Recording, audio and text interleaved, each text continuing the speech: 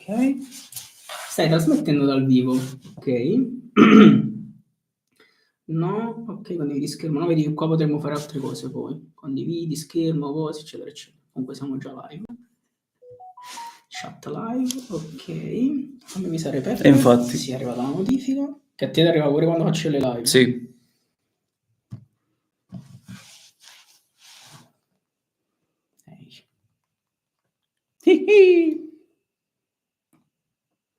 Ciao mamma, sono in TV.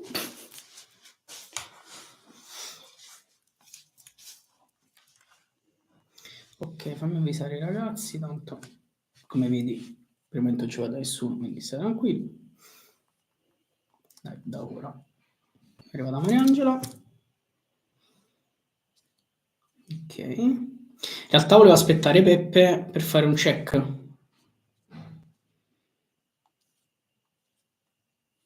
Ti aspetto per un check. Eccolo qua. Oh, Peppe chi a posto. Pe, mi senti? Ma come ti permetti?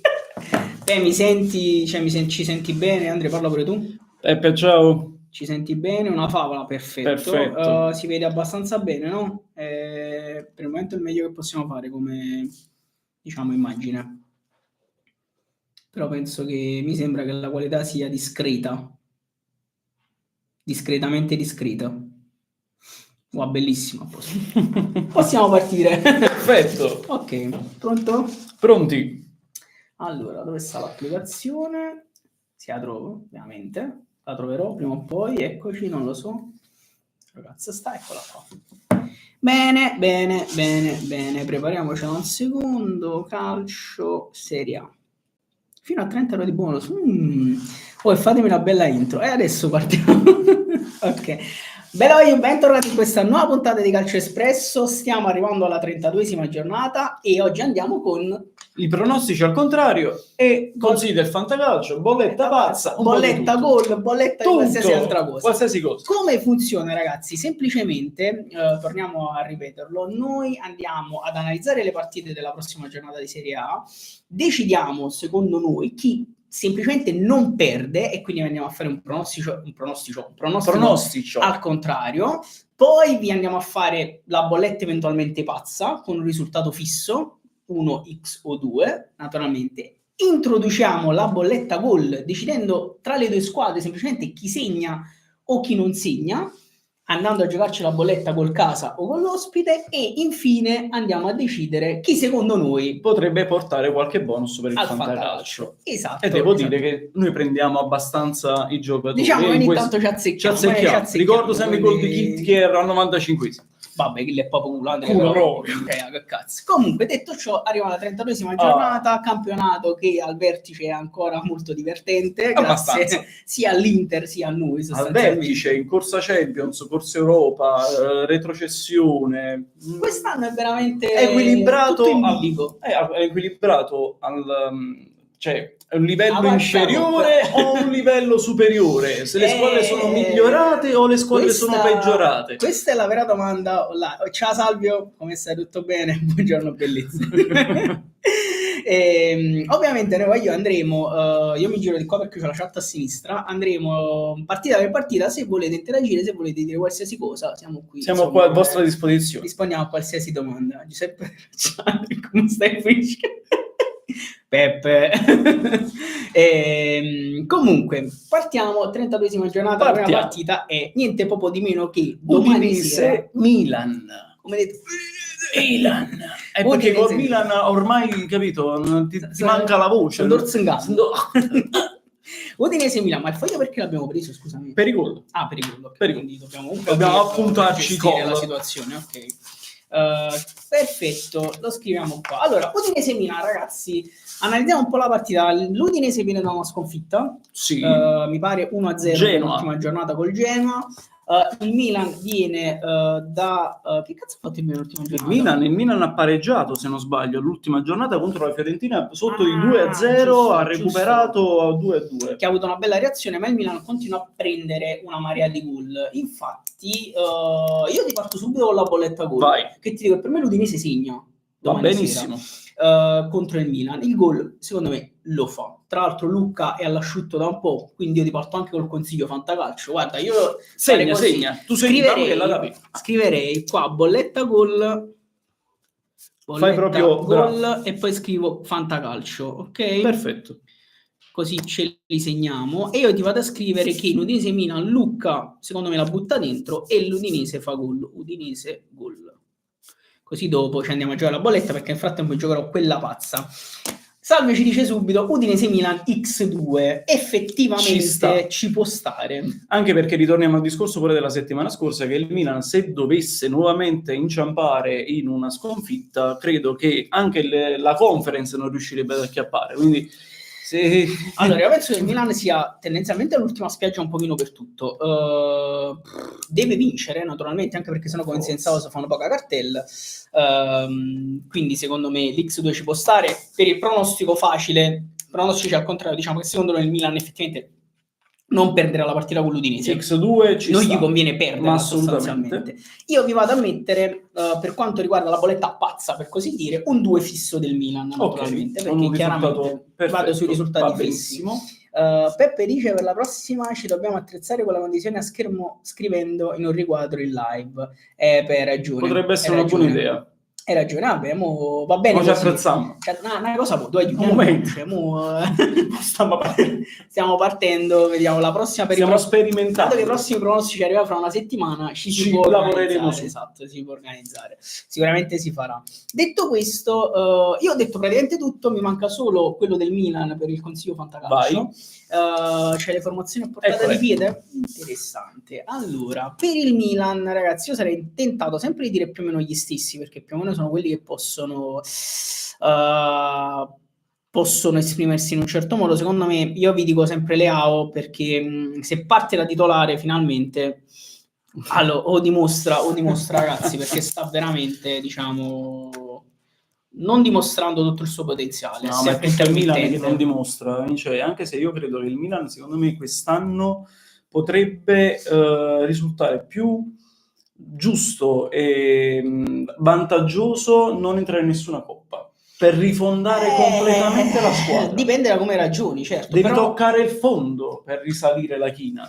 Però, diciamo, i soldi servono delle coppe anche di una semplice conference. Sì, ma il Milan, se non a prescindere entra o non entra, ci sarà un via vai pazzesco. Vabbè, sicuramente, ma anche perché ci sono tanti giocatori in prestito che alla fine non verranno riscattati, quindi la squadra dovrà essere rifondata probabilmente per l'ennesima volta. Rifondata relativamente. Io ti dico, per il Milan io vado sempre su Pulisic, perché per quanto mi riguarda è il giocatore che se gira fa girare il Milan, anche oltre Leao. Pulisic è il giocatore cardine del Milan. Non lo porta titolare Joao Felix, no, fortunatamente, perché sennò veramente è Joao Felix ha fatto la prima partita e poi è morto. Hanno fatto fantacalcio e poi arrivederci, grazie. Lasciamo stare. Ecco. Poi invece per l'Udinese cosa di esotico. Addirittura. Sì, Ezibue. Un cazzo scrivo, vabbè. Ci siamo capiti. D'accordo con Andrea, paradossalmente meno soldi, ma una sola competizione dovrebbe essere un nuovo inizio. Sì, alla fine è vero, e lo è stato comunque un po' per il Napoli anche quest'anno, naturalmente. Sto pensando a quelli. Il Milan sta facendo lo stesso discorso, lo stesso campionato che abbiamo fatto noi l'anno scorso. La differenza che voglio dire tra il Milan e il Napoli, il Milan riuscirà a prendere comunque giocatori perché si chiama Milan, naturalmente. Questa è la differenza con la società calcio Napoli. L'unica differenza grossa che io chiaramente vado a notare e con cui... lo sai, ci siamo dimenticati di accendere quello? Possiamo farlo in live. Adesso lo vado a fare. E poi finisco di raccontare quello che stavo dicendo. Intanto parlo io. Vabbè, già fatto. Allora ritorna lui. Esattamente. L'unica differenza è che non sappiamo se il Milan avrà lo stesso potenziale di spesa del Napoli, perché Guaiù non ce l'ha. No, non ce l'ha, appunto. Ecco perché poi si ritorna un altro discorso ancora. Molti attaccano ADL per la gestione e quant'altro. Ragazzi, noi stando in positivo per quanto riguarda i profitti e quant'altro abbiamo avuto la possibilità di quel tesoretto investito l'anno scorso. Il Milan è chi ne ripete. Comunque, scusami, Peppe, se penso ci stai continuando a guardare e ascoltare, dovrebbe essere addirittura migliorata ancora l'immagine. Vedi, piano piano no, perché mi ricordate più piano piano si migliora. E non ti dimenticare che tanti anni fa il Milan ebbe una situazione molto simile, ma non riuscì anche con il blasone, il famoso blasone, non riuscì a prendere dei giocatori di caratura internazionale, arrivarono i vari Bertolacci, vari... Ma il Milan ha Io vedo lo stesso Milan post Ancelotti, post 2011-2012, post aver vinto tutto, post Allegri. Il problema è che non ha vincito niente. Esatto, no, il problema è quello è chiaramente il problema, in periodo. Cui poi per 10 anni praticamente non ha vinto un cazzo, quello è il discorso. Ciao France, grazie. Detto ciò, perfetto, credo che Udinese e Milan possiamo archiviarla, possiamo andare alla prossima, che è l'anticipo del sabato. Partita di cartello Venezia-Monza, ragazzi. Partita di cartello Venezia-Monza. Allora, che cazzo? No, vabbè, il Venezia io ti dico uno. Sì. Nella bolletta quella pazza ti dico uno fisso. Anche perché, allora, partiamo dall'analisi cercando di fare un'analisi abbastanza, diciamo, seria. Sì. Ok. Monza, come dice Francesco, calo totale. Quindi in realtà Monza già la testa al B. Monza in Serie B, e tra l'altro secondo me a un certo punto vi dirò che dal mio punto di vista hanno deciso di andare in Serie B. Sì, ma l'hanno deciso togliendosi già dei giocatori tipo Giudic. Peppe chiede se sono già entrambi in Serie B.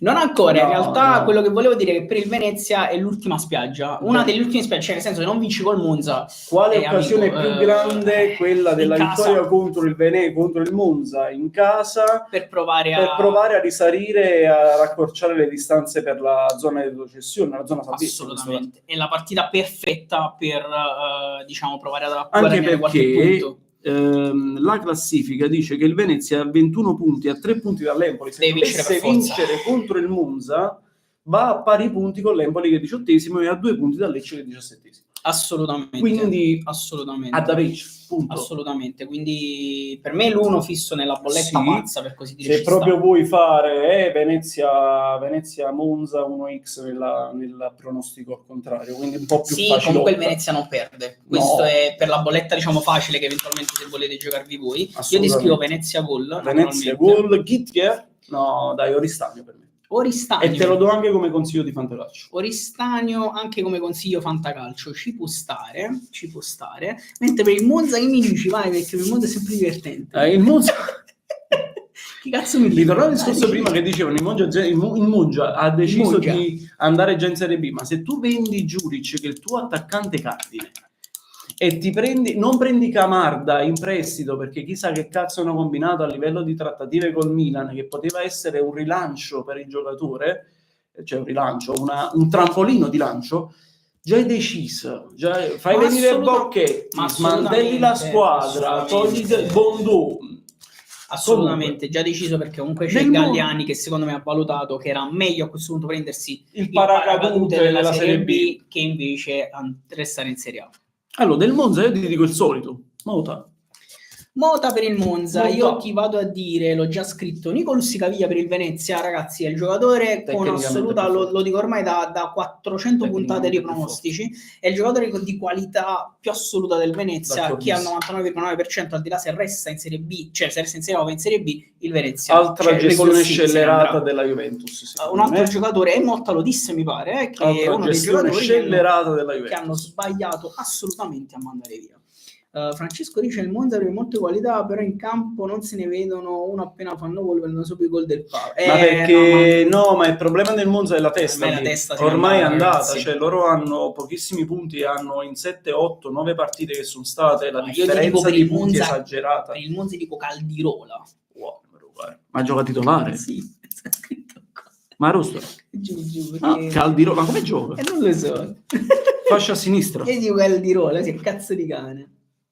Ma più che altro mentale, Francia, più che altro un calo mentale. Cioè tu stai comunque a 15 punti, 14 punti. Detto ciò, andiamo avanti con l'anticipo delle 6 Inter-Cagliari. Ragazzi, allora uno fisso e uno X. Uno fisso, e sicuramente l'Inter non perderà col Cagliari. Tra l'altro Peppe, il mio cognato ed interista, ci sta ascoltando, penso sia molto d'accordo. Allora possiamo un attimo interagire con Peppe e ti dico che molti dicono che l'Inter è meglio se va avanti in Champions, perché così le energie mentali e fisiche si spostano dal campionato alla Champions. Io ti dico che secondo me è una stronzata. È una puttanata perché per tanti motivi. Vengono galvanizzati da questa cosa. Cazzarola, tu sei andata a vincere contro il Bayern Monaco, mentalmente dice io posso sfidare chiunque, posso vincere chiunque, contro chiunque e posso ammazzare anche il campionato, perché loro hanno il vantaggio dei 3 punti, hanno il vantaggio che sono primi in classifica a 7 giornate dalla fine, lo possono fare, perché hanno una squadra che può farlo. E giocano di nuovo con 2 giorni d'anticipo. Vabbè, ma che è una cosa che ormai... diciamo, che per carità, diciamo, noi ci scherziamo, però è comunque sempre strano, cioè continua a ripetere perché il Napoli non può giocare di sabato anche lui? No, ma a parte, non dico alle 6, però quantomeno lo fai giocare il sabato sera. Ma a parte, bravo. Perché tanto l'Empoli, cioè, non deve fare nessuna ma anche coppa, un giorno di anticipo non ha completamente senso questa cosa. Invece di farlo giocare di lunedì, farlo giocare di domenica, che per la lotta a scudetto comunque 2 giorni a livello mentale contano tanto. Assolutamente. Va bene uno, ma 2 no. Cioè, assolutamente. Questo campionato detto così, ciò, l'Inter vince, l'Inter segna naturalmente, quindi metto Inter gol per quanto riguarda la bolletta gol. E per me, non so se tu sei d'accordo, io vado su Thuram. Tu vai su Thuram, che ci sta, guarda lo segno di qua, se no non ce la facciamo con lo spazio. No, io parlo proprio del gol. Io dico. E tu quindi consiglio fantacalcio no? Consiglio fantacalcio, no, vado diverso. Vai diverso. Barella. C'è il Bologna dopo il Cagliari. Sì, l'Inter non ha un calendario facilissimo, questo è vero, però è tutto da vedere, poi ne parleremo magari. Ecco. Allora, Barella, per quanto riguarda consiglio fantacalcio, io per l'Inter vado su Cialaluta. Cialaluta? Sì, ormai io lo chiamo così. Cialaluta. Lo scrivo anche così. Cialaluta. Per quanto riguarda il Cagliari, ragazzi, io penso che allora io vi dico Luperto, anzi no, vi dico Caprile, ma per il semplice motivo che se il Cagliari vuole fare un eventuale miracolo ha bisogno di un Caprile spaventoso probabilmente, quindi ti dico Caprile per il Cagliari. Stavo vedendo la formazione del Cagliari. Vabbè, guardatela dal punto di vista dell'avere voi più riposo prima della partita e comunque anche voi avete il problema di calare un pochino il secondo tempo, se non erro, un pochino. Diciamo che a Bologna siamo morti, quindi si capisce pure perché. Date che... boh, ci sta tutte le partite, poi...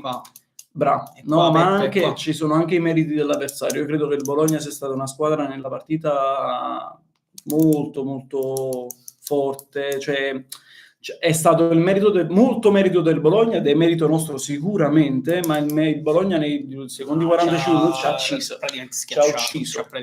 Uomo su uomo, aggressione, palleggio, fraseggio, qualsiasi cosa. Bologna... Ma guarda, di Conte e Francesco possiamo parlare solo per quanto riguarda i cambi che, diciamo, io continuo a dire che non capisco perché non vengono fatti o perché vengono fatti così tardi.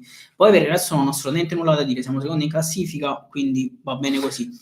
Io non capisco perché non riusciamo a cambiare le partite in alcuni momenti, perché in realtà in alcune partite lui è riuscito a cambiarle con i cambi. Sì. Ci sono delle partite che o non riesce in qualche modo a leggere, non lo so, non vorrei dire... Non credo che un allenatore della caratura di Conte non riesca a leggere le partite, la vedo difficile. Io credo, come ho detto pure nel video precedente che abbiamo fatto post partita, è che lui ha bocciato completamente determinati giocatori e lo sta facendo capire. E anche mettere Raspadori e non passare al 3-5-2, ma metterlo esterno di sinistra, quando poi stesso lui, Antonio Conte, ha detto che Raspadori non è un esterno, ti fa capire che Okafor è completamente bocciato. Qualora avessi avuto Spinazzola avrebbe messo Spinazzola e non Raspadori. Gonghe, quella scelta di metterlo in quegli ultimi minuti e non metterlo prima ti fa capire lo stesso che Gonghe non è nei suoi pensieri, ma da inizio anno. Però, come dico sempre, ma Spinazzola è infortunato. Sì. Spinazzola è in forze anche per l'Empoli, sperando di recuperarlo, però Spinazzola è in forze. Muscolare, mi pare. Muscolare. Anche Buongiorno. Buongiorno pure muscolare, però dovrebbero recuperarlo. Che stavo dicendo? Anche se, come diceva qualcuno,